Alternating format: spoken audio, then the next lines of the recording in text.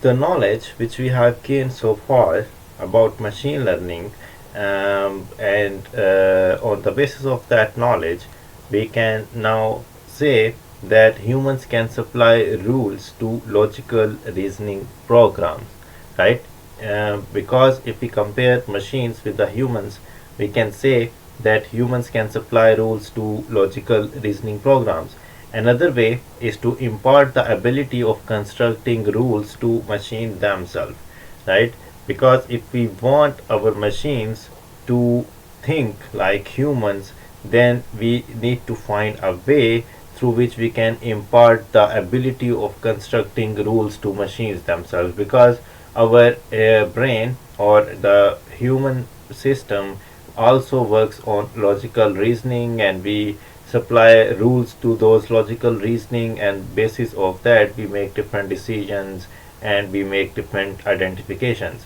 So this process is basically known as machine learning, and we have learned so far that this imparting knowledge to machines so that they can decide something or make decisions by themselves is called machine learning. So the machine is given raw data and it is supposed to form rules, right? So when we are giving some raw data to our machines, and the machines are expected to create some rules out of that raw data, and we can say that those rules are forming a model or concepts about the process from which the data is generated. So this process of making rules from some kind of raw data so that it can make some decisions is the concept of decision trees or the identification trees. So there can be two types of data. One is symbolic data and the other is numeric data.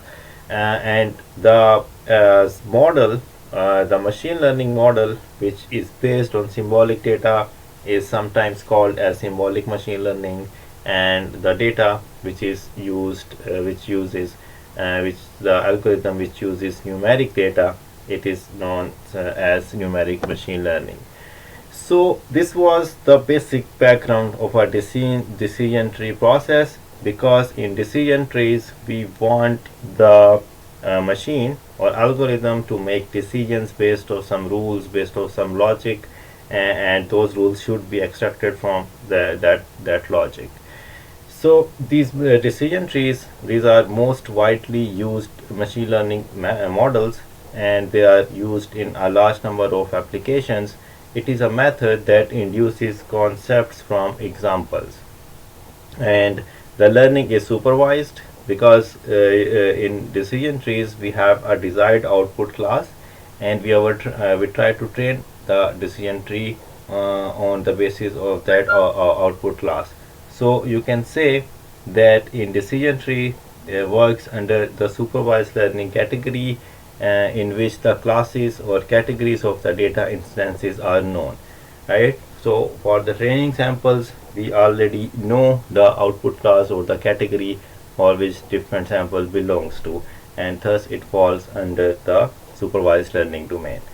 It represents concepts as decision trees, a representation that allows us to determine the classification of an object by testing its values for certain properties.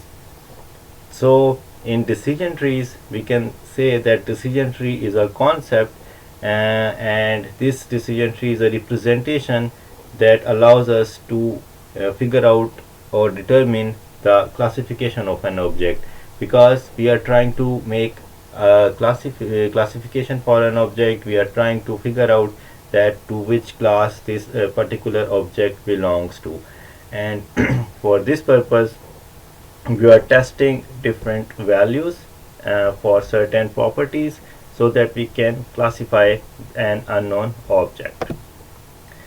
We may think of each property of an instance as contributing a certain amount of information to its classification, because for the final decision or for the final classification, each instance will be contributing to some extent with some piece of information. For example, If our goal is to determine the species of an animal, the discovery that it lays eggs contributes a certain amount of information to the goal, right? So here is a very simple example that if we want that to which category a human an animal species belongs to, then every small piece of information will play a very major role in the final classification.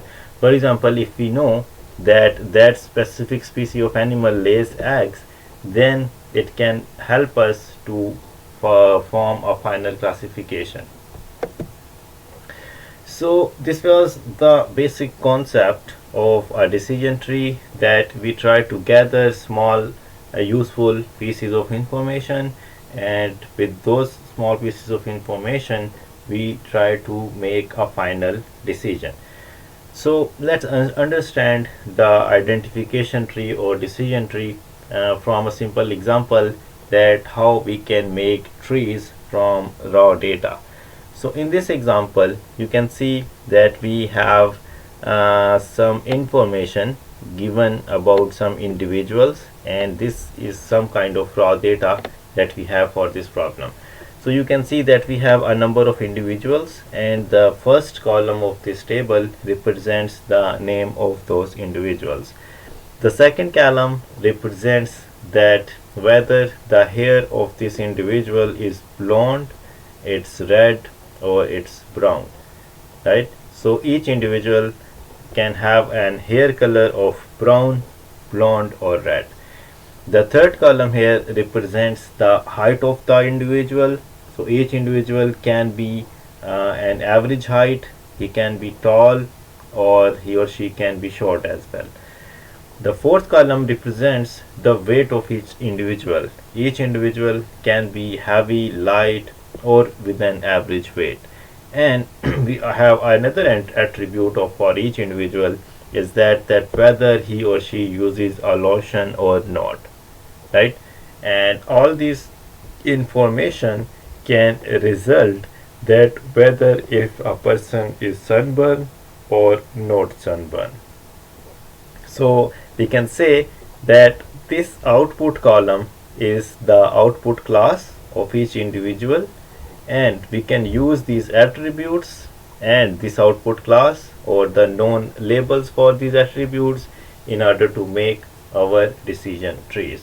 So let's have a look that how we can create decision trees through this data set.